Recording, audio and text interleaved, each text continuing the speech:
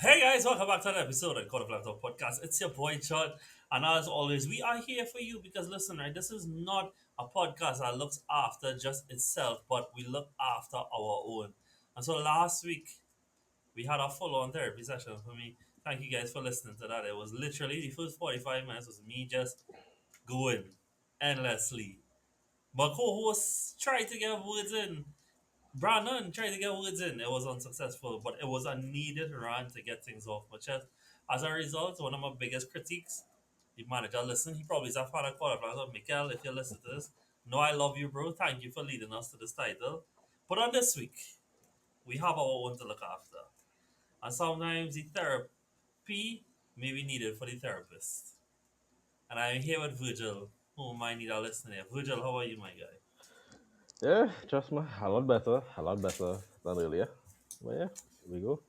How you like the new style of intro trying out there? I find it going good so far. Now I like it, yeah, I like it, boy. I like them. I like them. Thank you guys so much for being here with us for another week.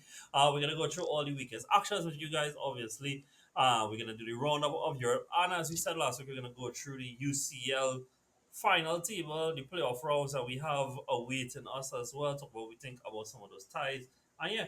Catch you. I hope you guys, can spread this with somebody, get somebody to watch the pod this week as well. I hope you guys like the new style of editing that we put out on the socials as well. Big up Jamil for his work that he's doing with us and should be with us for the next few months, at least until the end of the season. And so, with that, guys, let's get straight into it. Virgil, there's no better place to start than in White Hart. It's not White Hart Lane anymore. It is Yeah, Deline or something. So, right? Some shit on that. So, yeah, I where get. it.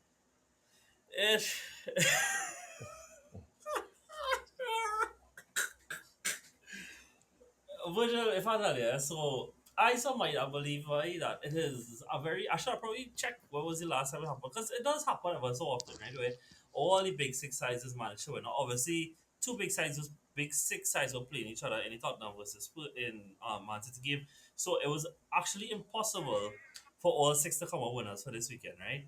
But I think like you all obviously always go into this game as the favorites. So a way bigger club, way bigger squad, with better quality, everything that way. And so the weekend progressing. We had the first game, we win. Nice, cool.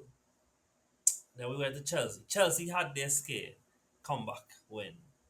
Then Liverpool won 1 0 down, but then the Ekiti show. Win. Alright, so I said, alright, the weekend going by. So far, it's all wins. Going into Sunday now, I say, well, where the upset coming from this weekend? Then we get a United game. They went 2-0 up, looking all good. 2-all. They flirted with me again. And then United won it in the drags. And then they flirt me even further, Virgil, where it make it look like we was going to get a weekend with no upsets, where you all went 2-0 in at half time. It was 2-0 at half time, 1-0. It was 2, right? They all got the Yeah, second it's one 2-0. before half time, right? Yeah. And I say, yeah, well, you know what? It's going to be one of those weekends. As an Arsenal fan, obviously, wanting you all to drop points in this title race. I told myself, you know what? It was, even for Tottenham, it was a stretch this weekend. But who am I to tell the football gods what they are capable of? I thought them came back from 2 along to 2-all in the second half. And after all this pre-log, I'm going to let you, get off your chest. What was your thoughts on the game? How you felt as the game progressed? And the rapid change in emotion to how you're feeling at halftime to how you're feeling at full time. Well, honestly, my feelings at halftime and then full time, it really wasn't too different. Because it honestly, throughout the game, we kept hearing is the cliche saying Taylor two halves and everything and those things. Because we look at it from both point of views. City playing City all over Spurs first half, and then passive second half, and Spurs is looking like Spurs honestly look like a relegation team. That first half, that was terrible for Spurs. And then second half, they just come out, just one minor change, and then it just completely flipped. But ah, honestly, for I really, I'm curious to know what was said halftime in that City dressing room for Mm-hmm. those players to go out there and put in that performance. First half, Yep. the biggest issue, because again, people from you can look and say it's 2-0 up, it's a sure win, but the minute you're seeing us not taking those chances and not killing off opponents. It's very reminiscent of many seasons before. Mm-hmm. So the minute that you know you saw that first Spurs goal went in, and well, we can even get to that too about how crazy VAR is sometimes too when it comes to these officiating calls and everything too, because But yeah, but that aside, before I get into all that, honestly, from the minute that first Spurs goal went in, you felt that the only winner that was coming out of this was Spurs, because City sometimes City just be too reactionary. In moments in this first half, City could have been up 4-0, and you felt that It could down have, to yeah. you're looking at it down to a lot of players, because just starting off from by Haaland.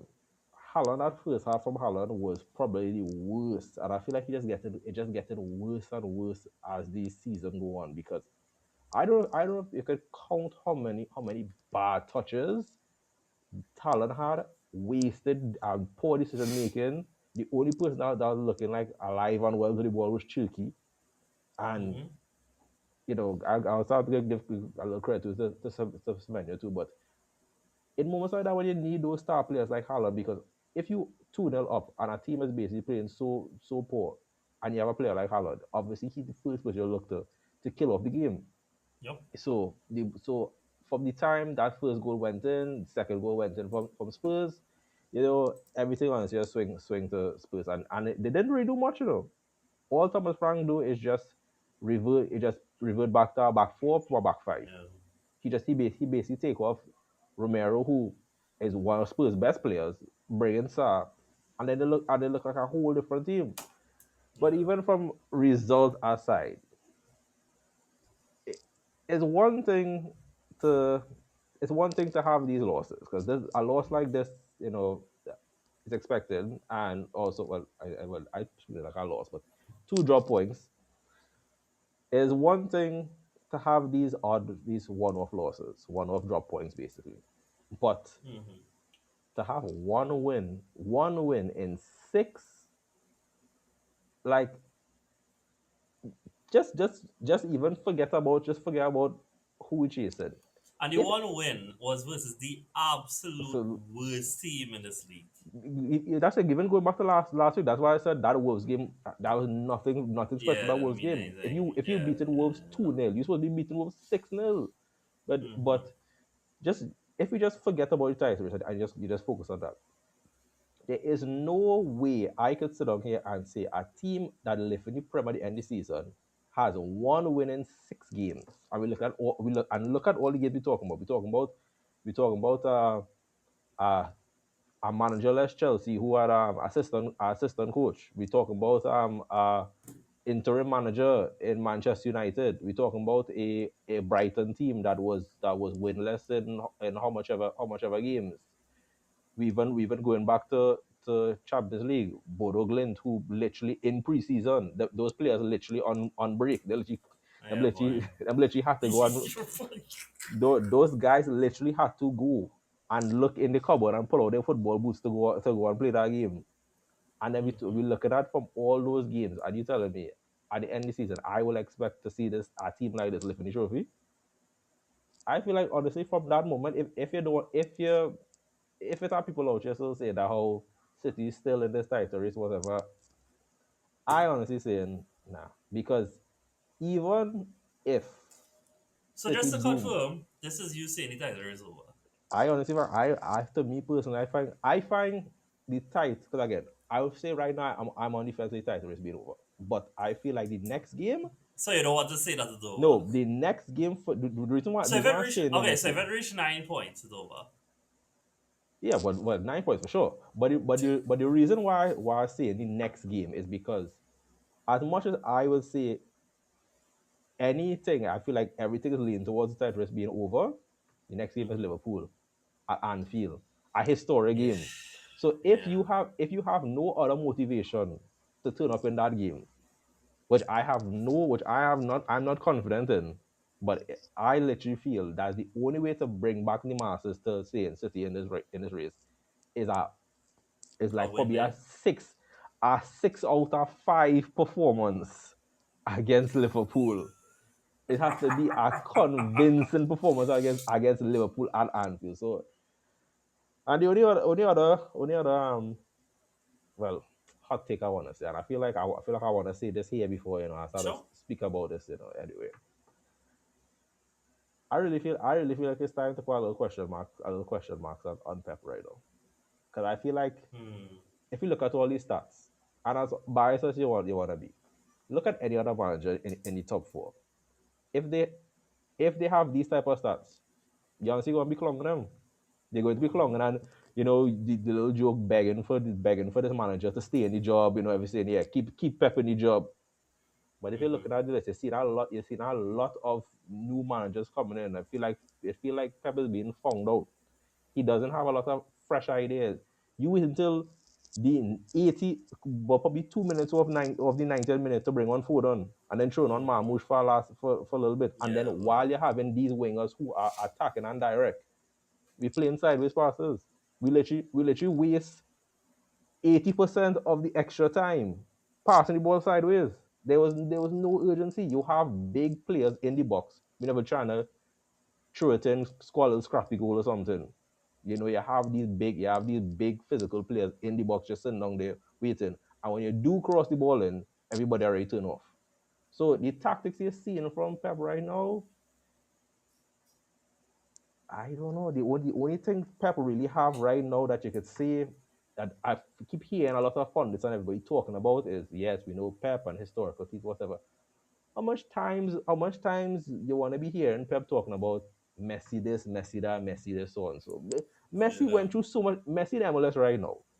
So if I have to go so far and say maybe it's time for Pep to link up with Messi in MLS and they both could rule the world together, but when you have a certain Marvick like Cherky who you're seeing him can't really play how you want him to play because Pep is focused. Pep is focused on the not only being direct, but if you lose the ball, it'll be a big problem. 'Cause I really feel that's probably some sentiments Pep had in the dressing room.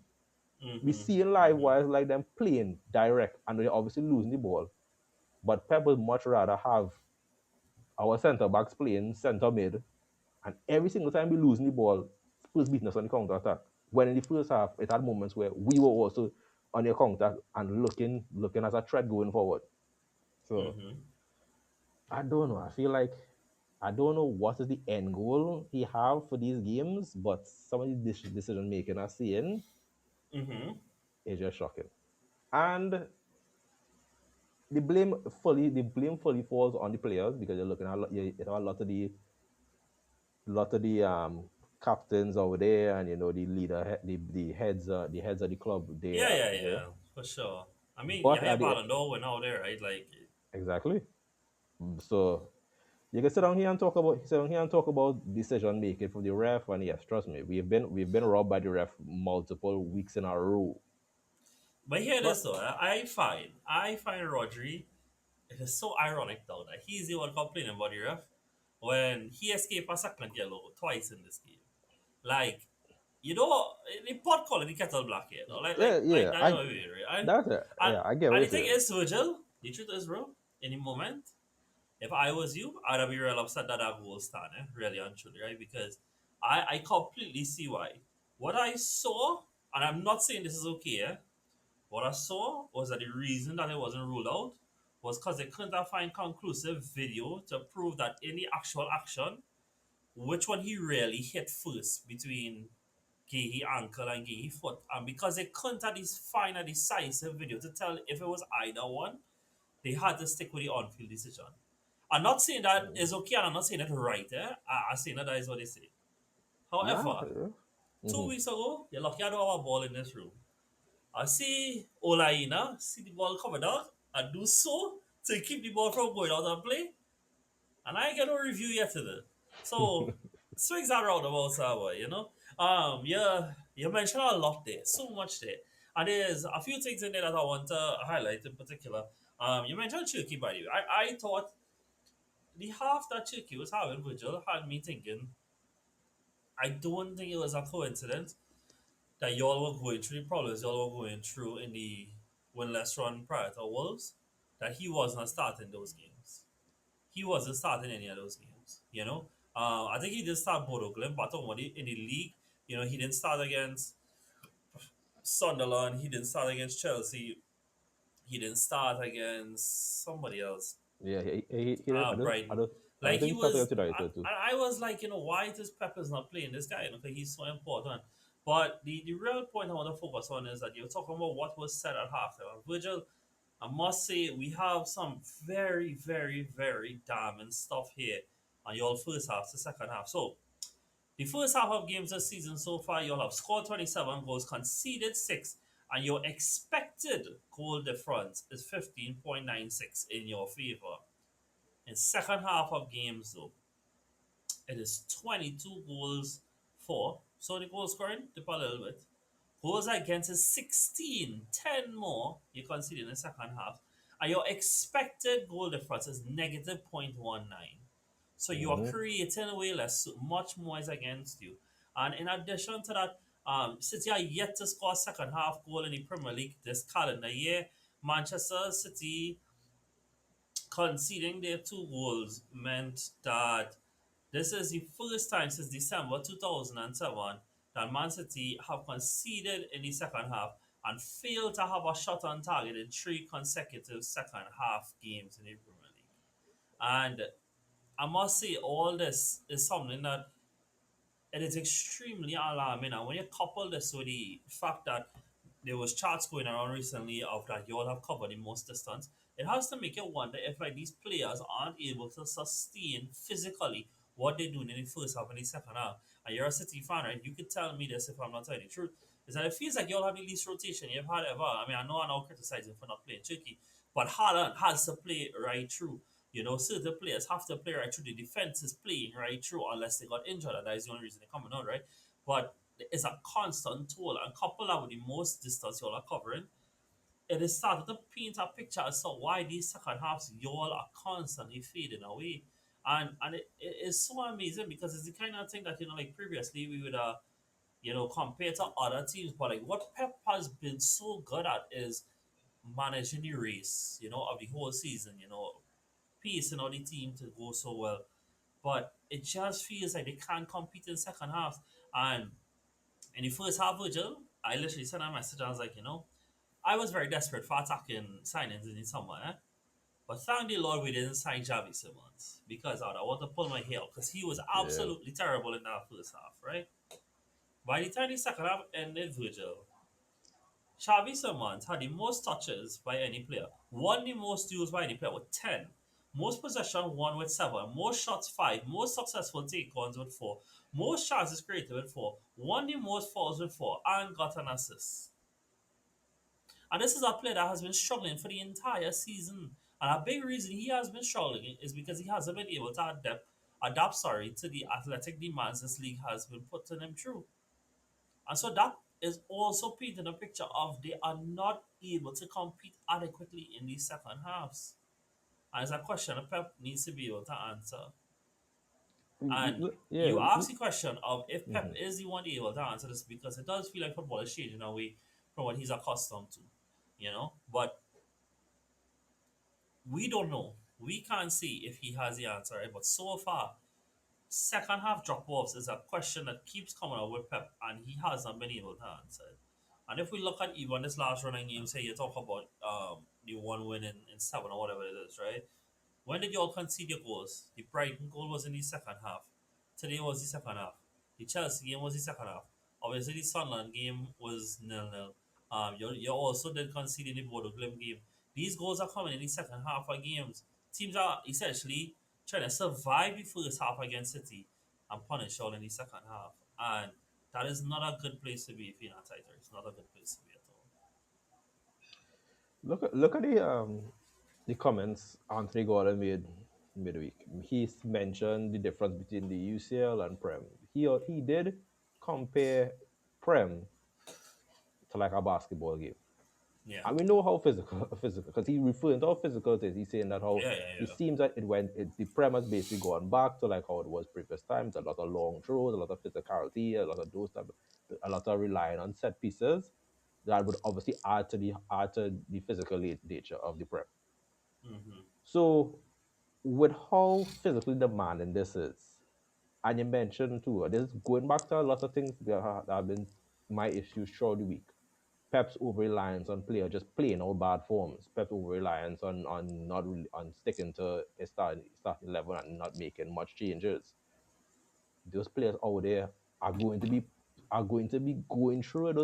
Those players out there are going to be suffering because if you can't rely on the likes of you have players like Foden and Marmoush who coming on to like basically nothing, but you much rather have players out there who basically they out there run on one leg and those type of thing. Those players going through it. Yeah, Yeah, I feel like you pick all everything points down to the tactics. Everything points yeah, down to what going on with Pep. yeah. And again, like I don't think it's a surprise that we're talking about ability to compete in second halves, and that you all are covering the most distance of any team. And like it's not even like close. Like I remember when I saw the graph, if I could find it back, I'll try and include it in the video. But it was like y'all were way far ahead. And that says to me like, okay, you're already using a small group, using the same players consistently, and you're running in the most intense and physical demanding era of the Premier League they've ever seen. That feels like a recipe for disaster going down the stretch, right? Because look like we've seen Liverpool revitalize a little bit now. They are able to compete. Like a big reason I think Liverpool came back against Newcastle where they were able to physically regain ground in that game and then Hmm. take the game to them. What kind of game you looking at the weekend here?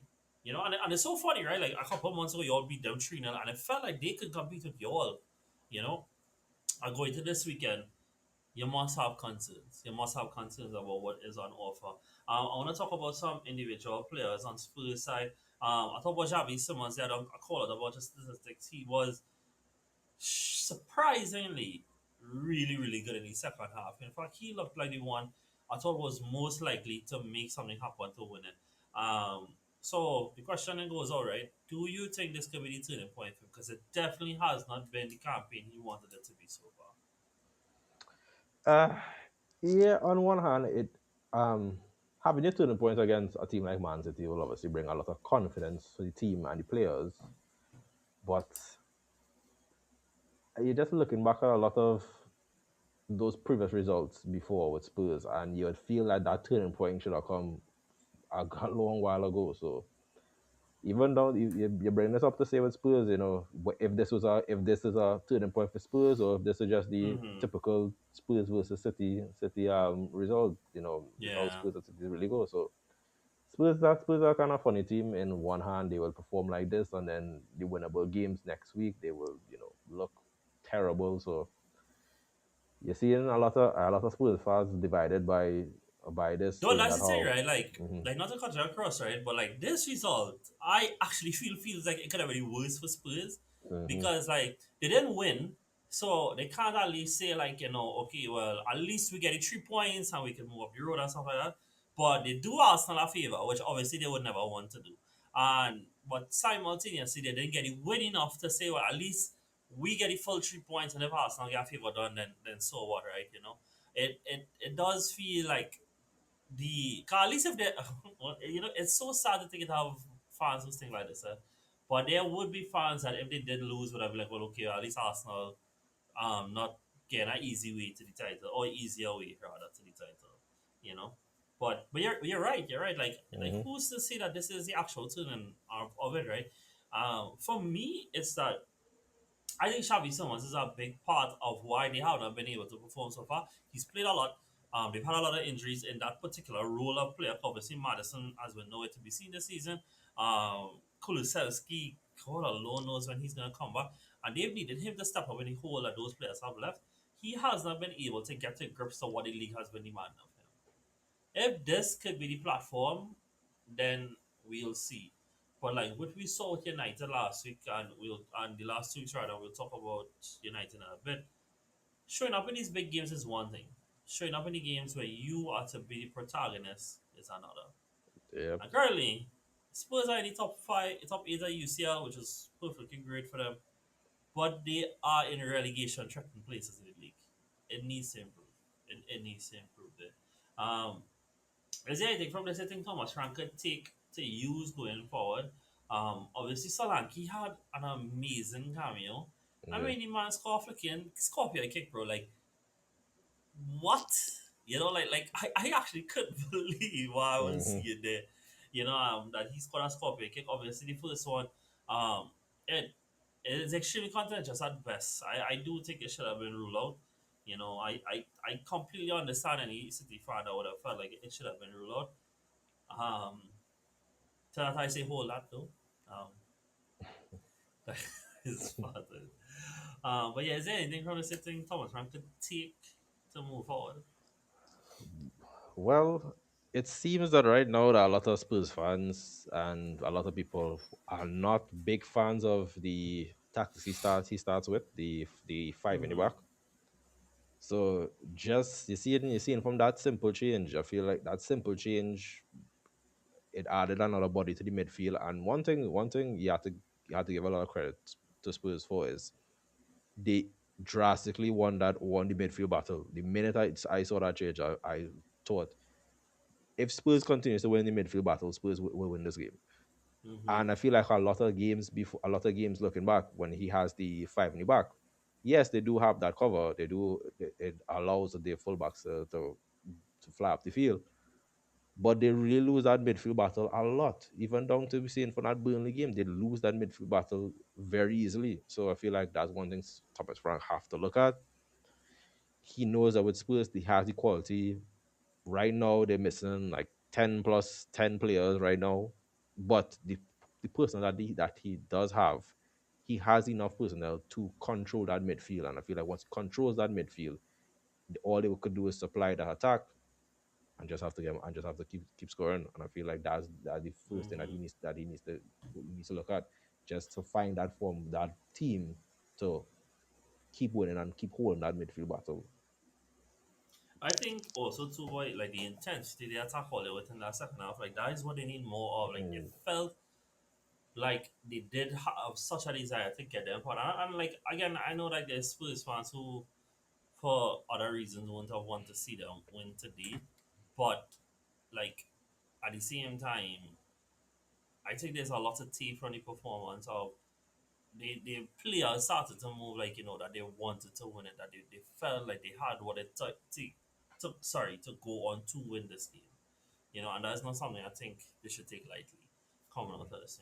On the City side, Virgil, it's another game where Haaland doesn't score. It's a game where I thought Rodri on the ball obviously is always good. Like he came close to create a lot of chances. I mean, Haaland did have that chance where he chipped it over the keeper and it went on the net. Uh, do you have any concerns in terms of like how you're creating any moment? Because it doesn't feel like Haaland is getting any type of service he was getting at one point. It's done him. It's done his supply line. Where your thoughts at? Yeah, honestly, you would have the simple excuse of that, Holland needs to get more supply, the goals will come from Holland. But there are many moments from not just this game, from previous games as well, where Haaland does get the opportunity and his decision making is just poor.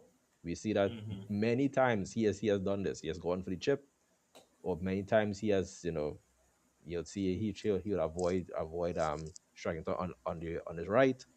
So Yeah. it would then call for like a lot of other players to step in. The only player that has been doing that really is Turkey. But when we have the likes of Doku on the field and those other players, they do constantly try the best to find Haaland. Mm-hmm. Is really with Haaland is really something where you're seeing on the other side of his game when he does drop deep. He actually does add a lot more. He actually does add a lot more and with the link of play. Mm-hmm. So it's just who is just right now who really could be there to could who he could play off of, because right now they're trying their best to do that with Semenyo. I felt like they have a lot of other players too they could try that with, the likes of I also Mahmoud find it being. kind of strange how like it became in recent weeks. And I mean, I understand to some extent, but it felt like it was working, right? And like in Hmm. recent weeks, it gone from, or rather, it has gone to being one of Foden or Turkey, And like for real weeks, it was Toku Food and Chucky, Toku Yeah. Food and Chucky every week, and it it kind of weird to me that he completely pivot away from it. Like it doesn't seem to be an option at all. I mean, you're bringing Semenyo, you must use Semenyo, and I'm not disputing that. And he has been scoring. Like he scored twice for you all. He's still the second top scorer in the league, or third, like one behind Thiago Jesus. So, but yeah, I don't know if that's also a concern for you, but I find it all weird. Yeah, yeah, because there were points in time where so some of the players mentioned they were out of form where he did move away from that and then he had a either Foden or Cherky. But now in moments in games like this where he does when he Rodri is back, he has Bernardo playing, Cherky, Semenyo, it's a lot on Cherky because Cherky starts off as a right winger, but he plays most of his game centrally, leaving the only right wing option being Nunes. Whereas before, when he had Foden that was really rotated with Cherky, but one would Yeah, be outside, one would be yeah, inside. So it really does put a lot of strain on other players too. You have a lot of big name players that come back to you. Obviously, will want your best to try and fit Rodri back into the team. You have your captain Bernardo, who he's somebody another one of Pep's main man. He's trying to put into the team. And obviously, you have Haaland and Semenyo, this new player coming in. You want to build that relationship with those two. yeah. But going back to what I mentioned with the whole Doku, Foden, and Shirky, I feel like there was a balance there. But right now, the balance seems a little lopsided. And it seems that after a while, it is predictable. After a while, we realize Spurs was predicted that whole if it's not to Haaland is going to drop in and just try and spin and send it to Semenyo. But then that's going to mean that's the only outlet. Cherky is not running, making those runs as a winger because he starts at the wing, but he's really playing centrally. So this again, going back to what I was talking about Pep, he has the personnel. It's just sometimes the decisions right now just be very confusing. Like you really don't know why, because a lot of times, it's easy for fans to see you looking from the outside, but they don't have that balance anymore. The balance is Mm-hmm. just very very lopsided. 1 minute to just be attack heavy on one side, next minute to just the defense is just not there. So yeah, Um, in terms of moving forward now, obviously, well, you'll have a cup fight semi-final in midweek. That's yep. still something. Thankfully, well, not thankfully, now they side all they're playing against seem to have a few men missing. You'll have a 2 lead, so that should be fine. Looking beyond that is where I guess it's a bit problematic. Obviously, I am not gonna sit here and mock you all in any way, shape, or form because I need to see this trophy over the line. After that, I'll be on your doorstep. Um, but until then, I'll reserve. I'll stay reserved. We had to pick three players from this game, budget because obviously we're recording this on Sunday night. There's a game tomorrow, so we won't be able to pick anybody from Sunderland versus Burnley for my Yeah. FBL. I hope that is a nil. But yeah. So the three players that unless I know, obviously, yeah, in a bit of a sour mood right now. And I really don't know if there's anybody from City you want to put forward. Uh, if it was that I had to put forward, man, truthfully, Virgil, I'd end up putting three men from Spurs. Was one Spurs player I didn't talk about who I thought was having a horrendous game, and I still think he did, was Bissouma, dog. Like, I see this while playing, and generally, I completely forget he was playing for them. Like, I forget he was even owned by them. I feel like it was so long since I hear this man. But the three men out of performance, Paulinho, thought he had a real good game. I actually had some of his numbers here from the game against you all today, which was that he had 8 duels contested, 7 duels won, 6 tackles, 5 times he won possession, 5 clearances, 0 fouls, as he was playing at makeshift centre back. So thought that was amazing. Talk about Xavi Simmons before, and obviously Dominic Solanke get credited with 2 goals for the day. I never thought how the season was going without push Javi Simmons in a team of the week, but here Yeah. we are. Do you have anybody else you want to put in for Jill and anybody at all? It doesn't have to, it's a draw, right? So it doesn't have to be Mhm. three Spurs men, but I just need to hear the arguments for them. Now the only shout I would really give for on the city side is Turkey because I feel like that was the only player I really saw who actually True was actually trying his best to drag that team over the line. Credit, Mm-hmm. he's some player that honestly can't play creator and goal scorer, so he was just trying his best to bring those players involved. Good strike and good confidence. Even take that strike too Oh, for that was that for an that. So, amazing strike, bro. Honestly, it was and I feel good. like because that's something that we wanted a lot more of him to just have that confidence to take All that right. strike. So Well, in that case, you'll get Turkey, and we'll put Xavi Simons, Turkey, and Solanke. Although I feel like I might have to make space up top next to Solanke going forward. Cool. yeah, Have anything you want to say before we come up this game, by Vigil? Anything at all? hey, at this point, City is trying their best to hand Arsenal this title. And But when we speak on Arsenal too, you have a lot of credit too to give to Arsenal. look, I mean, we can pivot over to Arsenal, right? That I also think like we've had so many times to extend this league and we haven't. Obviously, we're coming off a 3 game winless run within the league, right? And it's so funny, like, bro. I think football is oh my god, football discourse is so like result oriented in terms of like, if it is that you drop points and I drop points, is a wasted opportunity. But then if I drop points and you win, you claw in it back. Or then if it is that you had dropped points and I went on to win and stuff like that, and sometimes why I just think like we could take a little breather because I'm not saying that we shouldn't have extended the gap more by now. Right? Obviously, 6 points now. You all drew Villa lost. In a comical way, by the way. But I think it's a very long season. Every single competition that City's in, we are also in. We trying to compete in 4 trophies. I don't know how much we're gonna come out with, but we have one foot in our final right now. We're trying to get our next one in. We're top of the UCL, top of the league, next round the FA Cup.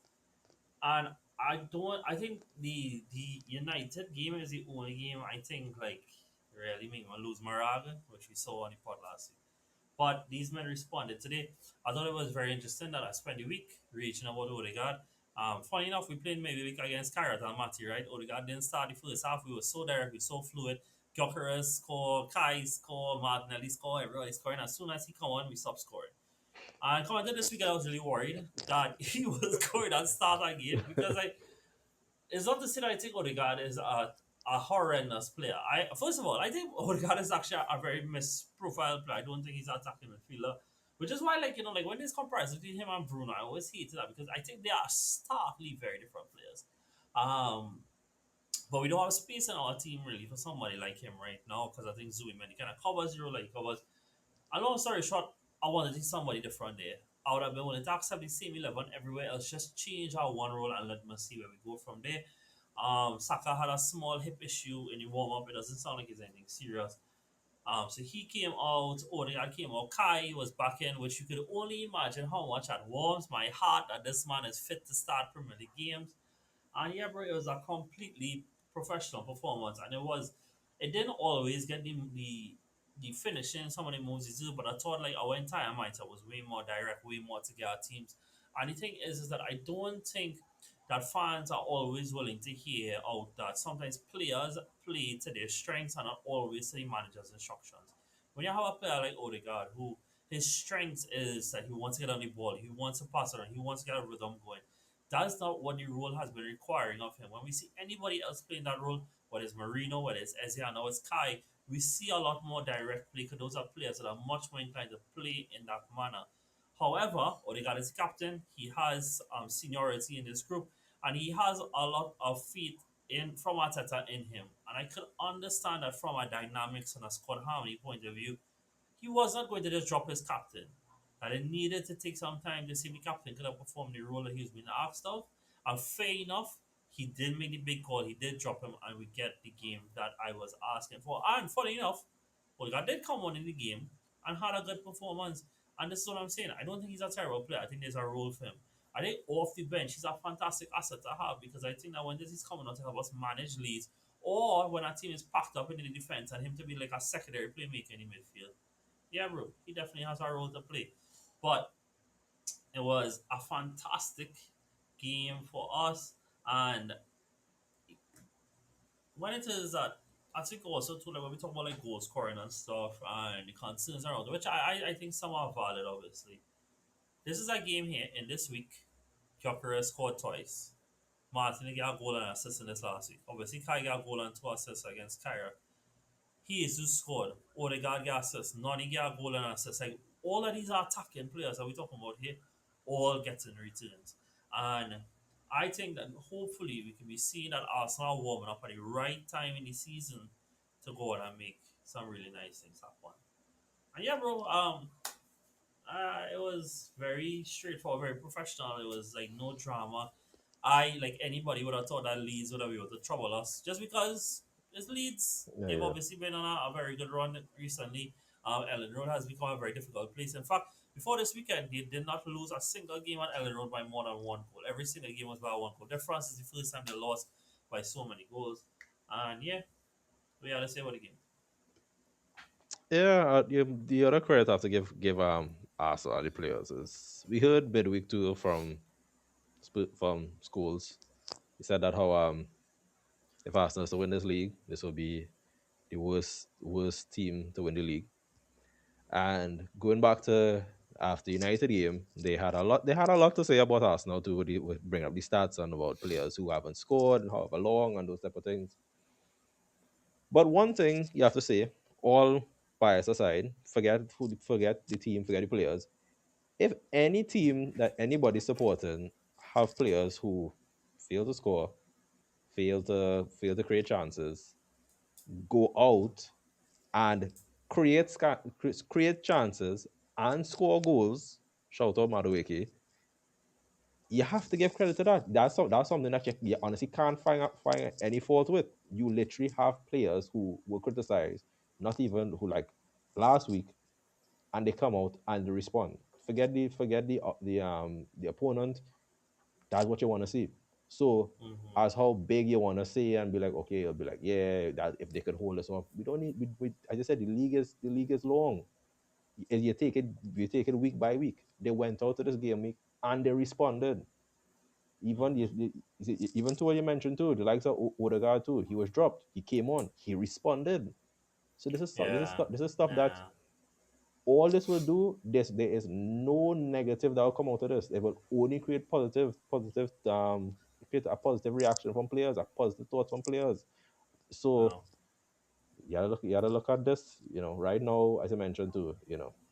You could look at it and view it from the viewpoint of like, yeah, you feel like Arsenal should the league should have the lead on the top of the table should have been extended so long or much longer than it is right now. Virgil, if you had offered me going into February, 6 point lead, brother, bite off your hand. No, I, I I get couldn't a care. no, I get it because I even couldn't even care. to even to for the City post match, there are a lot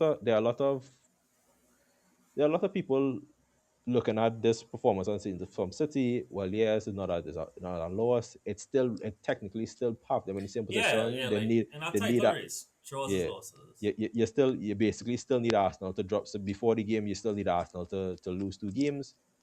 But before we're looking at this, we now coming down to, in order for City to be level on points, you need Arsenal to lose two games. And the way To be Arsenal able playing, to. the way Arsenal playing right now, it will not like that Arsenal will lose two games. They might And drop you know they the might funny drop thing, points yeah, in a right? draw. But And the funny thing is, like, Arsenal only leave London like 3 times again for the rest of the season. Obviously, once is to go to Yall, right? I think the other one is Brighton and then some other one, but like, Arsenal have gotten a lot of their hard away fixtures out the way. And I said this a few weeks ago, you know, there is no easy ground in this league. Everywhere is a dog fight to go there and get points. And City still have a lot of hard away games, so you still have to go to Stamford Bridge. You're still going, or you're going to Liverpool at the weekend and a few other places, right? So, like, it it rough, you know, mhm. is a tough position for you to obviously be in, you know, and obviously I'm happy with it. You talk about Nani there, and I just want to talk about Nani just real quickly, and then we can sort of skip through the other games a bit faster, right?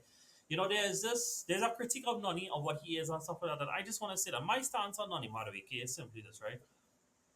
I would pay 200 million if it mean I could get somebody who is a Champions League level player who is analogous with Bukayo Saka and does not let the level drop off a cliff when Saka doesn't play, and allows me to keep Saka fresh even at the slightest inclination of an injury with him. Because I have seen for years on end that Saka will carry Arsenal for the first 25, 30 games, and come down to the last 8, 10 games of the season, he is so tired because he has to accumulate all the minutes because there is no other player in this squad like him, and that he always has to carry the burden, right? Like he's our best player, is what it is. Nani has managed to come in and take such a burden off him and to get his first goal and first assist this week. I was so happy for him. And I think largely he's been fine.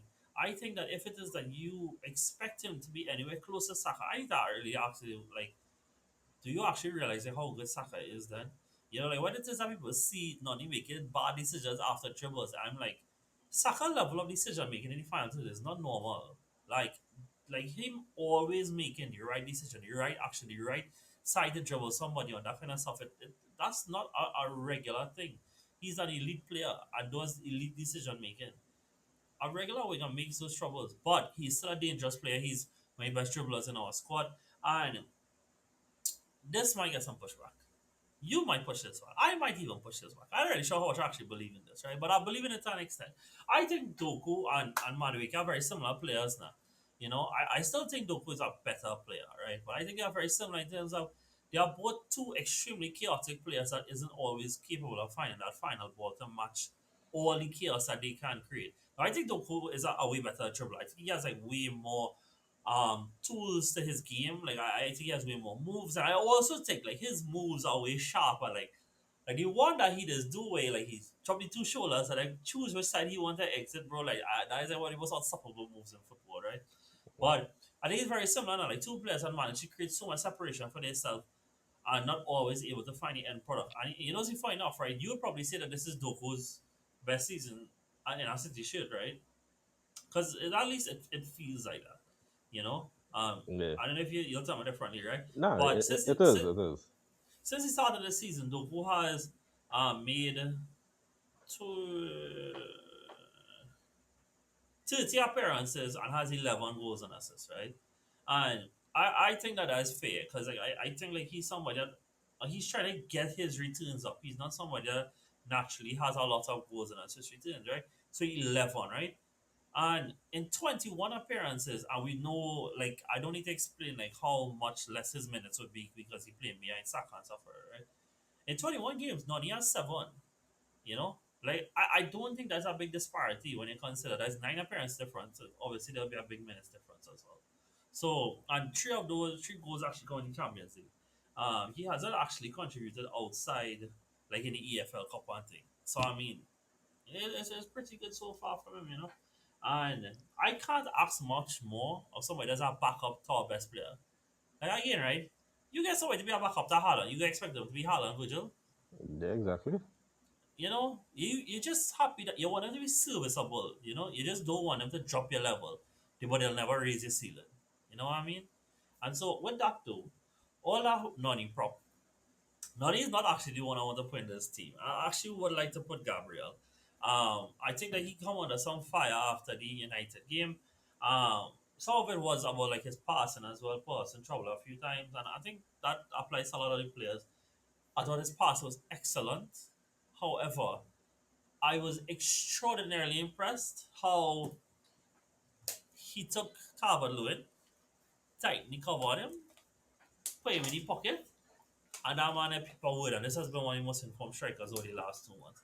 And I thought he was super, super good. So unless you have any rebuttal, I'll be putting Gabriel into our Uh, team of the and week. yeah, I agree. I agree. All right, cool. So we have one big comeback to talk about, and after we could probably rattle through the teams. Chelsea was 2 long at halftime. It was absolutely comical in that game that they were even 2 down. However, they came back from 3-2 to win 3-2 in the dregs of the game when Leon Rosinia made some big subs. I mean, I was being clowned. Well, not clowned, but Brandon kind of tried to bite off my hand a little bit when I say, well, Liam, the second game in a row where he had to correct the game with the subs off the bench, and I think that at least opens the question of like, did he start the wrong team? And to me, without question, he did start the wrong team. However, The important thing is that he has the players to come on and correct these things. João Pedro Virgil, over the last few months under Liam, has been in insane form. And that continued today as he got a goal and assist for the Blues as they managed again to come from 2 goals behind.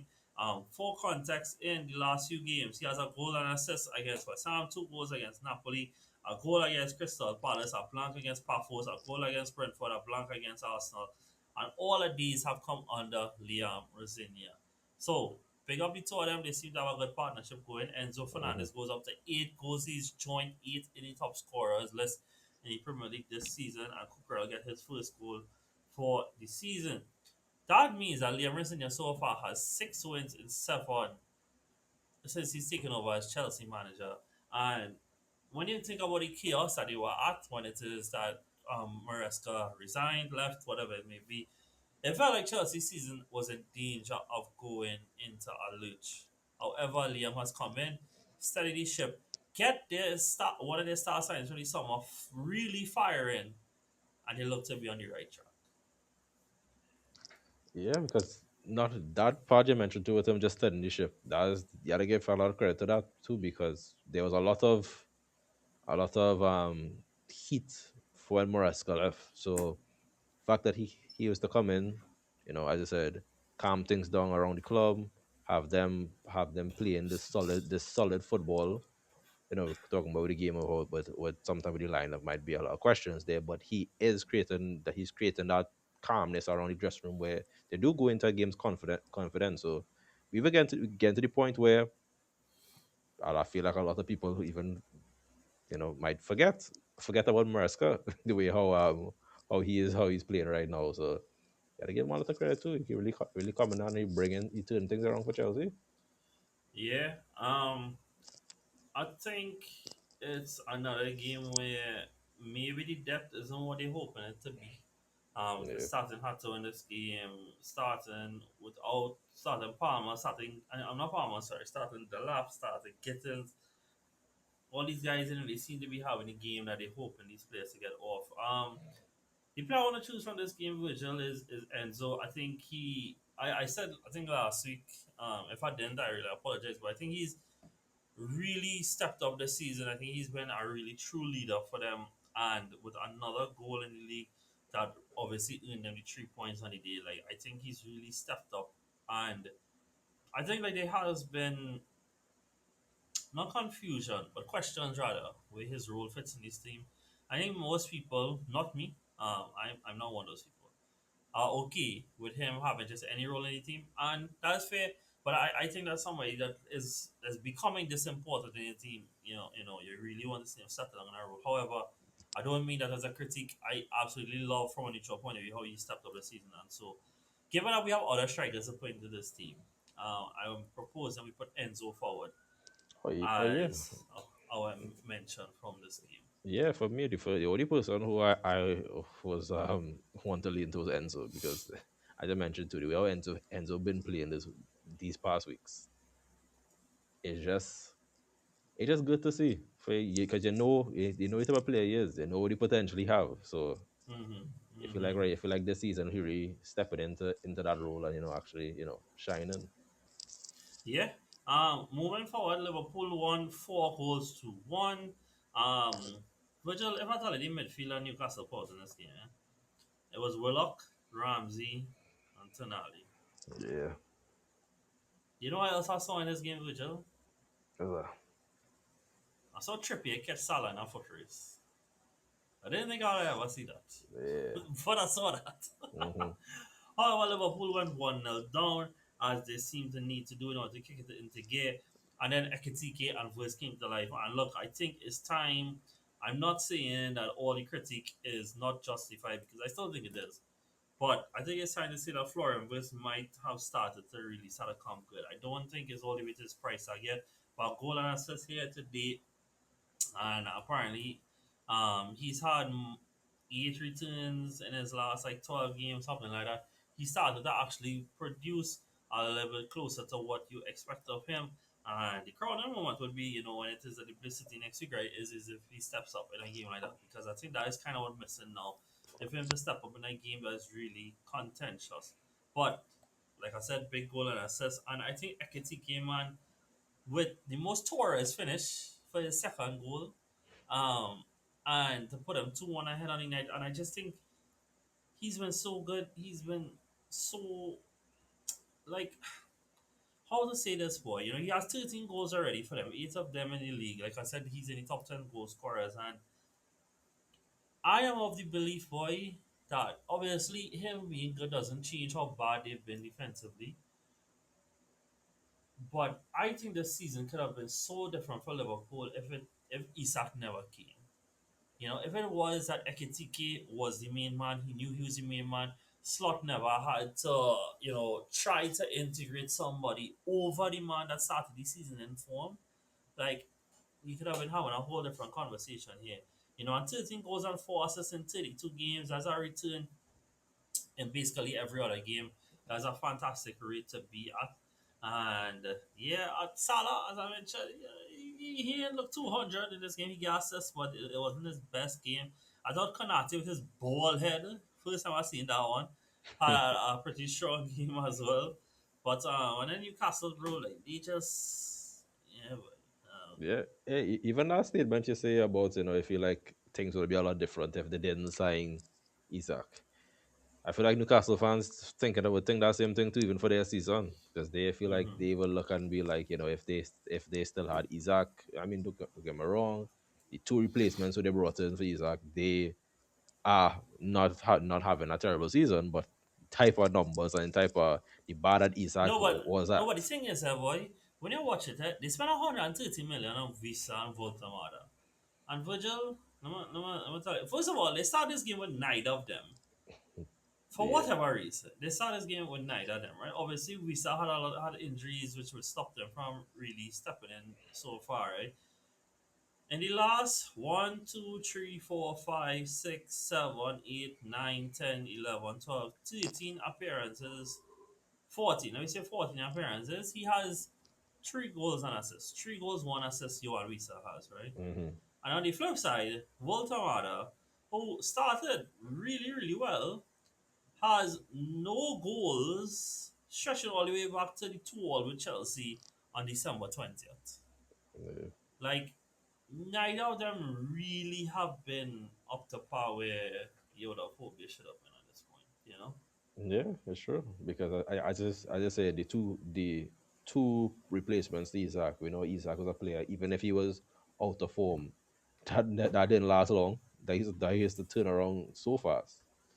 But yeah, right now, honestly, for Liverpool, yeah, you gotta give them credit too for how things are slowly starting to change around. They really right now need to prioritize this window to actually build up to this momentum, because to look at the likes of from other teams that have been, strengthening in this window, because there's so much you could do if you so much you could do week by week if you rely on having your midfielder and Supersly playing right back when you'll want him to be further up, contributing with Verts. But they went out here, they was able to get it done, and hopefully, they could find more ways to, build on this momentum. Yeah, and the last big six game before we rattle through some is Manchester United 3-2 to Fulham.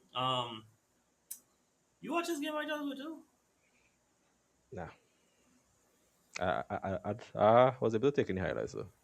I just no, it's not that it's that you see.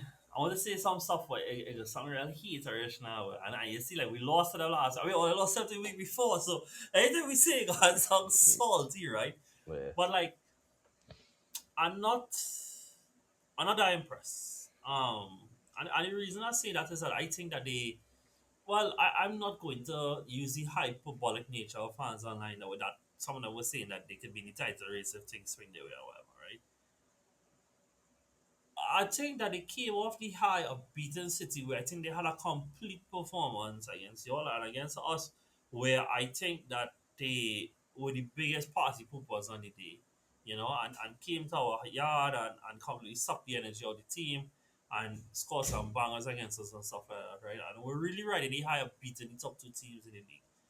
And today, they got the win and full credit for that because like, I really think it's important for them to I think Virgil, and I said this last week, and I said this even after they beat you all.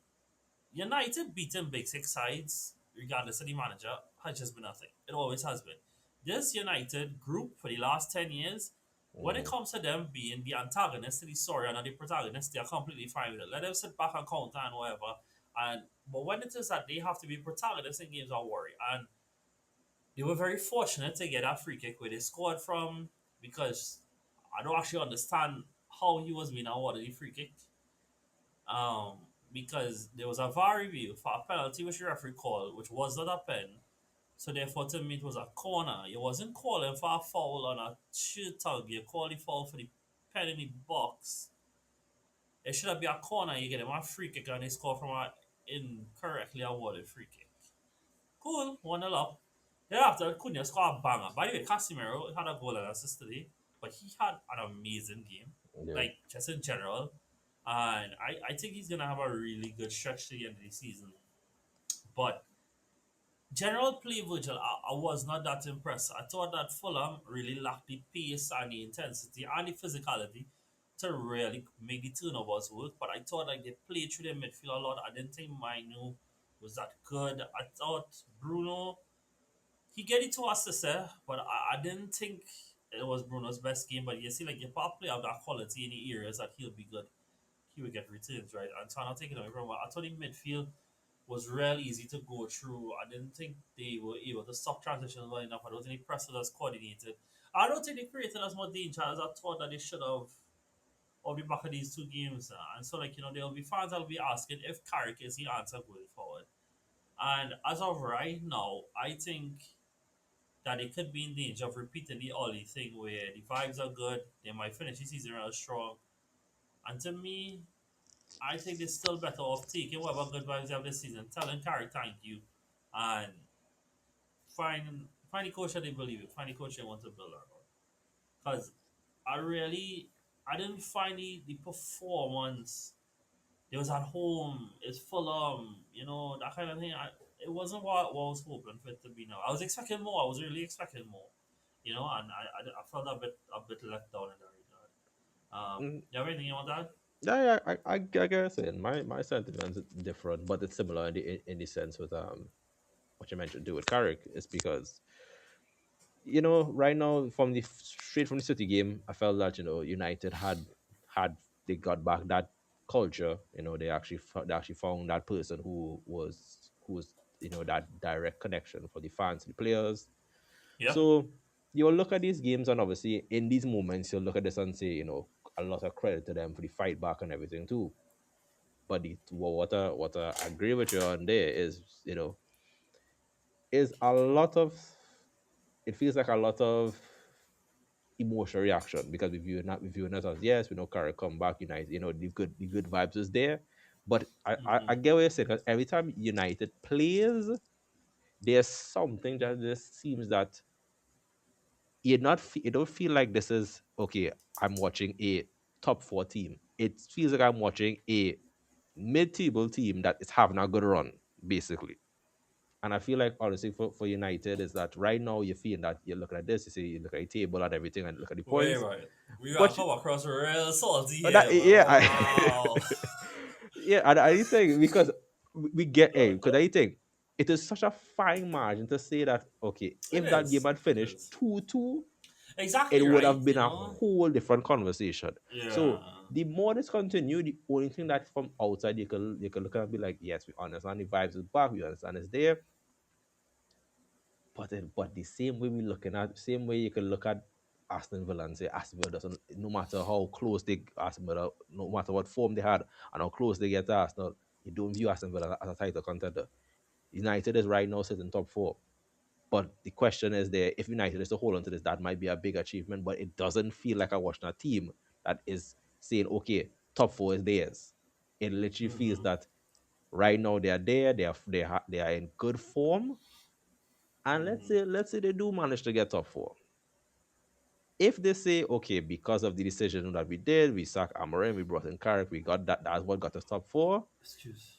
they will be in a lot of mess next season. They will be in a lot of mess Mm-hmm. next season. Let's not jump quite to next season here, but right now, what we see in here is they still have a lot more work to do to actually bring back Manchester United. Mm-hmm. Mm-hmm. With that, I mentioned Casemiro before, and he's the one I'll put forward. Obviously, yeah, gonna this is past Acuna was actually real nice though, to be fair. Yeah, And I thought overall, like he's been very, very good.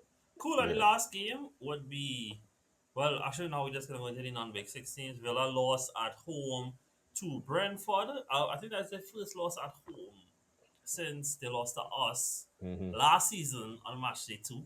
Yeah, I think the first time we Utara lost to scored. Brentford in how much Uh-huh. years? Yeah. I think it's like Um, and 90. And it was so funny, yeah. Shada gets sent off, and then for violent conduct, very violent conduct, very much a red card. The man was already down and kick into the man, bro. That's a red card. Yeah. And Quivin Kelleher had a man and a match performance in that goal, and that's why I would also be putting forward for this one is Mm. Kelleher. Yeah. But obviously it's a dent for Villa. Obviously, it is one where Watkins is out injured. Tammy Abraham started. Tammy scored an offside goal. Who would have thought, we'd have got an offside goal from Tammy? Hmm. Virtually, I was thinking about when Tammy Abraham was at loan on at Aston Villa in 2019, bro. If you told a Villa fan in 2019 that, hey, Tammy Abraham will be leading the line for you in 2096, they might have taken this last 10 years by the real difference in Yeah. it. They might have thought, That's wait, but true, this yeah. man do real good and we keep him and that kind of thing.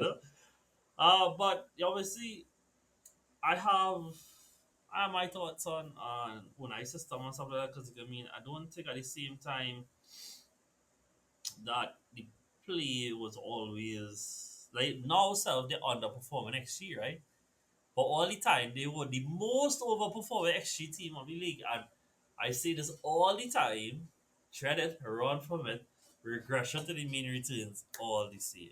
And I Mm-hmm. think we've seen a bit of that. However, the table is still in a strong spot for them. They are 5 points clear of United and 6 points clear of Chelsea in fifth. Dog, Liverpool's sixth still. What the hell? No, Brentford is seventh. Yes, that's also insane. But they're still in a healthy place. They're still in a healthy place, and I Mm-hmm. still believe they'll get Champions League football. And I think you think the same thing as well. Yeah. Yeah, cool, nice. All right, let me buzz through a few others. What's remaining is Brighton went 1-1 with Everton. It looks set to be one of those days where Brighton was going to just kind of force through a 1-0 win. However, in the dregs of the game, Beto scored in the last kick of the game. And I feel like such a casual here because to me, dog, this just feels like what Brighton does, right? Dog, the most Brighton thing is that Brighton has 10 draws in the league. They have 7 wins, 7 losses, but 10 draws. Like Yeah. that feels very Brighton. Obviously I wasn't watching this game because I was watching the Arsenal game.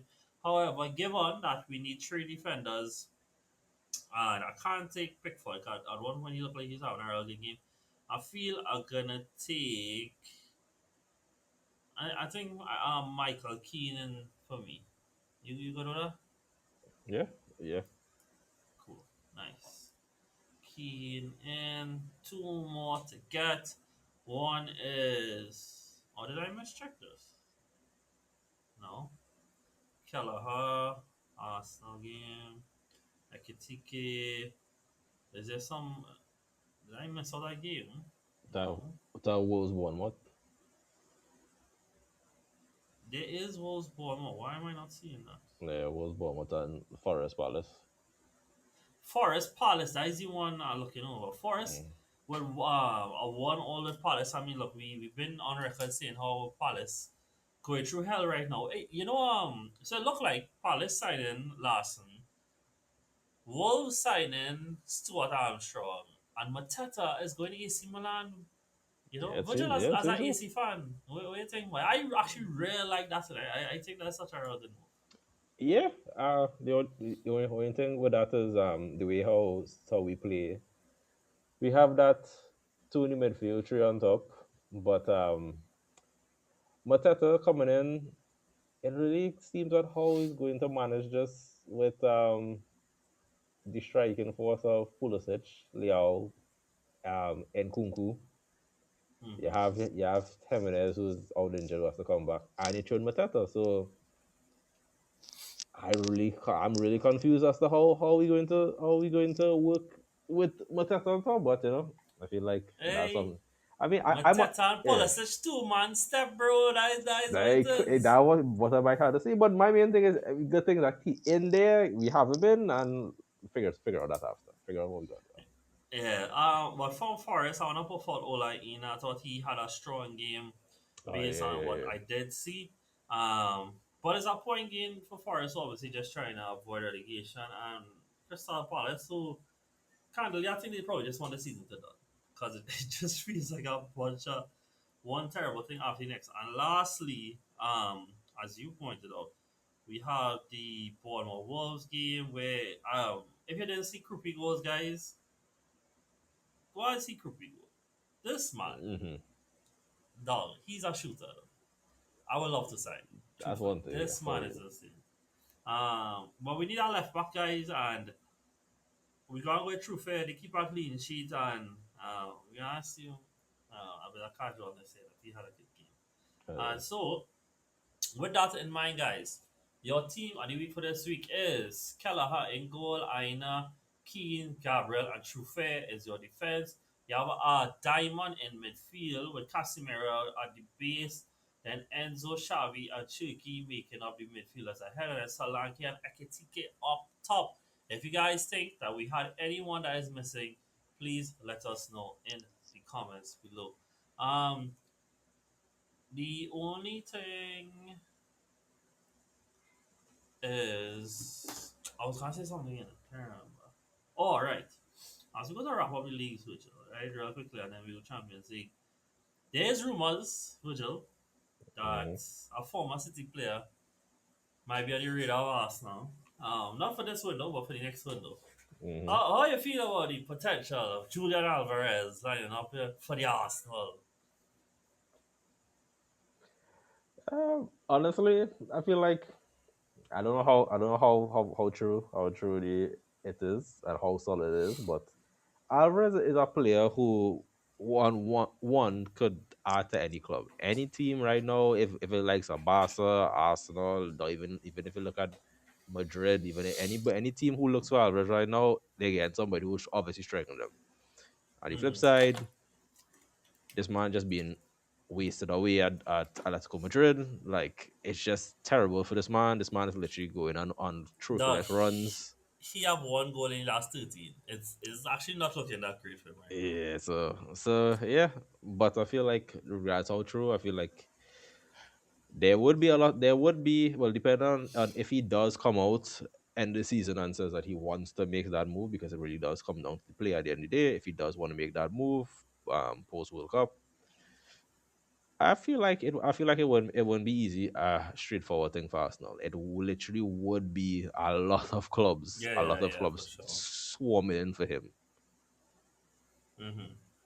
Well, we'll see in the summer. It's a player I like a lot. I'll be very candid about it. I would like to see it. And, a player coming back to England who would probably feel like you have a point to prove um, against City, being the main man for somebody is always a nice little storyline. We don't really talk about women's football here, but essentially Manchester City women sealed the title today. They didn't actually seal it yet, but they basically sealed it. They beat up Chelsea 5-1. It was Mm-hmm. bad. The same hand, Arsenal women win some competition I never hear about before. But essentially, it is called the Continent Cup. I want to say essentially when you win have like four different continents playing against each other. So like we got African team last week, beat them, and then we beat Corinthians women's team this week. Okay. So yeah, Brandon gonna listen back to this and say that I only say that a prop Arsenal and City, yeah. But yeah. Alright guys, let me wrap up uh, Europe. So Real Madrid won in the last minute of the game where they got a penalty. No mhm. surprise there. After the other team received two red cards, and what's his man name? Alvaro Avalora is spared the blushes of having to say it's his fault the players didn't win in the game. Besides that, Atletico Madrid did exactly what we expected them to do, go nil-nil, whereas Barca went away to Elche, and Lamine Yamal had a starred performance, where Rashford also scored as well. Bayern Munich dropped points for only the second time in the league this season with a 2-all draw. Um, Inter won comfortably. Napoli, Juventus, sorry, also won comfortably as well. And it's also looking like Juventus again, you'll to sign a new contract until 2030. It's kind of hit my heart a little bit. I actually really would have liked to see us sign him as well. Marcel True and Lens lost. I know PSG won, but did Lens win this weekend because that title race was Lens won, yeah, Lens did win. So actually, League on how one of the best title races around if you get Mm-hmm. on follow it. And yeah, I think that is really it. Did I miss out anything from Syria? I said that the Napoli result, Napoli did win, Napoli won 2-1. Um, and yeah, cool. Let me just talk about the Champions League fast and get out of here. So, you guys would already know this, right? We're not going to go through the whole fact that Real Madrid lost and a keeper score. And everybody already covered by now the fact that Mourinho didn't know that he needed the goal to go through. It was a Yeah. last minute decision, blah blah blah. You all know that it's an incredible story. It's kind of story we live in football for and about. We absolutely love it. And we are both here for Real Madrid downfall as a man who never sees side lose to that very small club with 15 UCLs. We are there for the downfall. However, your top eight that went straight through the knockouts, encompassing of five English teams, are Arsenal, Bayern Munich, Liverpool, Tottenham, Barcelona, Chelsea, Sporting, and Manchester City. Your 16 teams that are in playoffs are Real Madrid, Inter, PSG, Newcastle, Juventus, Atletico Madrid, Atalanta, Leverkusen, Dortmund, Olympiacos, Club Brugge, Galatasaray, Monaco, Karabakh, Bodo Glimt, and Benfica. It's already been widely covered that Marseille got their buttocks kicked out given that Benfica's result. And that is funny. Very funny. Mm-hmm. The last thing is that we're gonna just talk about the way that the playoffs were drawn. And so essentially just caveat. I'm watching the wrong thing. You have it on hand by chance with Joe anyway? When the Um, actual playoffs is. sure. Um, yeah, for all this feeling like the wrong thing I see in here. I thought I had them though. I could probably just gone for Fabrizio Pedro pass another find because Mm-hmm. he's supposed. Although to be fair, this transfer season, so but obviously, guys, those teams that we call the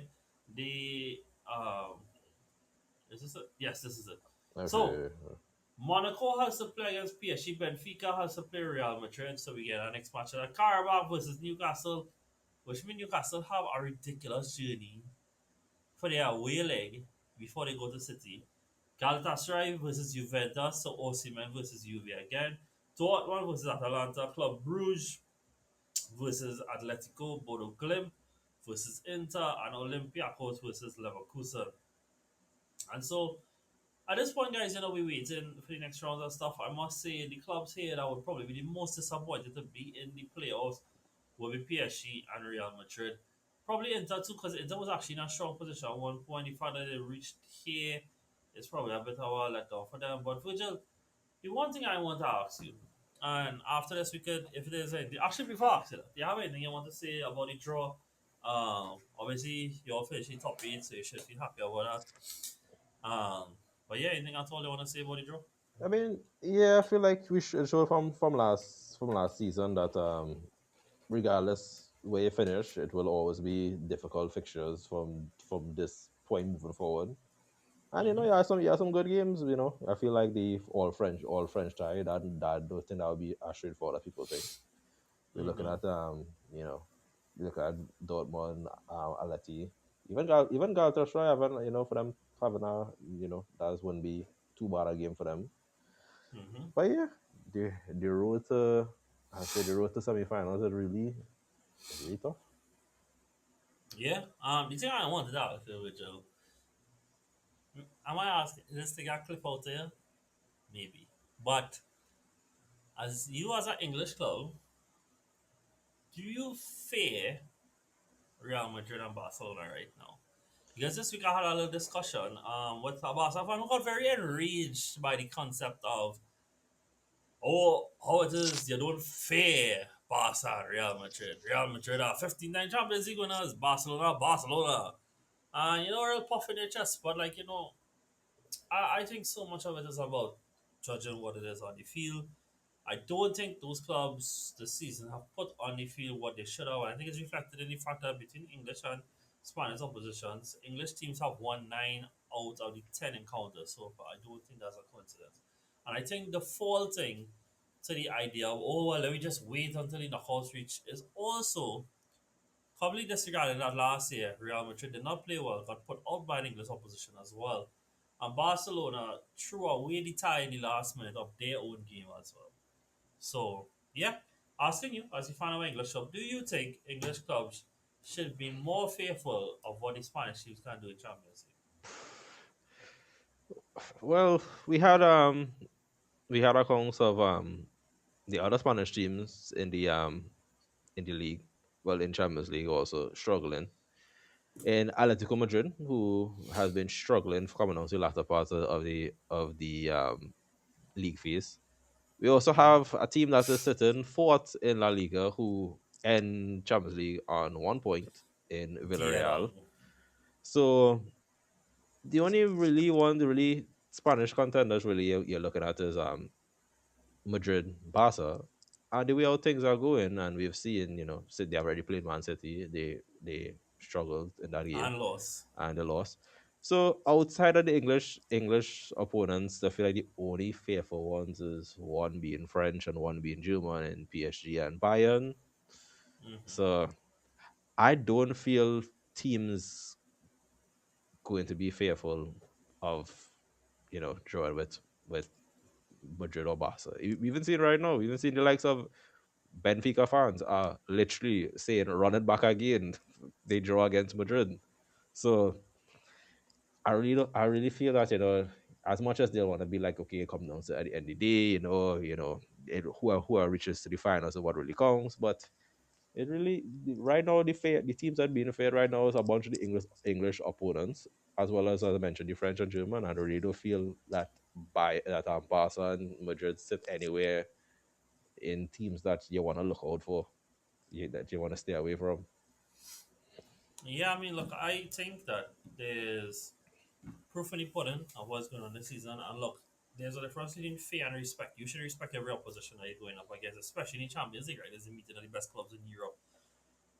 But this conversation was born out of a Chelsea fan telling these two fans that the only two teams he fears right now, as in that he goes in expecting to lose currently, is Bayern and Arsenal. And I thought that was a fair stance to take, not just because I'm an Arsenal fan, right? Like, I take that giveaway the clubs in Europe are. A Chelsea fan feeling like after they beat Barcelona in Champions League, they come out of the Club World Cup with the beat PSG and stuff like that. They must feel like they are capable of taking these teams on their day. And so this is not the era, bro, of Messi and Ronaldo and Cruz and Modric and these guys, bro. Like, yo, me freak Camavinga. Like, come on, bro. Like what we doing here? Nah, You know? honestly, you just remind me too. I honestly forgot how that Chelsea play Barca, and I just thinking, looking back at that, I convinced it win too. So, Yeah, dog. And the god Barca fan damn. rebuttal was like, oh, we didn't have Pedri. But then Chelsea didn't have Cole Palmer. And I'm not saying that Cole Palmer is as good as Pedri, right? Or the influence is the same. I'm not getting into that. But like, both teams missing players, key players, so what their identities are. And if your disparities are you end up losing 3-0 and players getting sent off because they get run ragged and thing, like that is on you. Like that is you. Your club captain gets sent off, bro. This is not like a scrub. Like I don't know, bro. I feel like there's a lot of default into hierarchy, and something about like how English clubs just never be where they should be at the end of the season. But like in the last like 6 years, we've had two All English finals. We had four English winners. Like four away, or is it three? Three, because y'all win one, Chelsea win one, Mhm. Liverpool win one. Yeah. We've had English clubs winning the other European competitions as well. I think England versus Spain over the last few years has gotten a lot more even.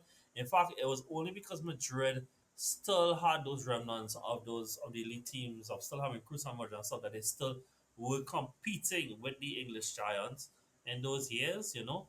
But like Barca and Atletico, bro, in Europe these last few years, like, are we even allowed to talk about them? Like, they've been, oh my god, pitiful in it, absolute pitiful in it, Mm-hmm. and we then you're not allowed to talk about how in the last two semifinals Barcelona reached it, throw it away. Yeah, they had a 3-0 lead in one, lost it 4 in the second leg, 10 English opposition, and then last year they had a lead going into the last kick of the game and conceded a Cherby in the 90 plus whatever, bro. Like, Yep. and then the same was going to come up at us of Manchester and Butler. But guys, we're gonna leave it with that for today. Um, unfortunately, like we won't really have more to say about the Champions League until like, we reach the next stage of the draw. We know that today y'all listening to this on its deadline day. It looks like nothing of real relevance is happening at the moment. Except for that Matata deal which you mentioned earlier. And, But and I see Liverpool. I know Liverpool had they were advanced talks with the right back from Sunderland yeah, and that centre back they signed the one who was linked with Chelsea.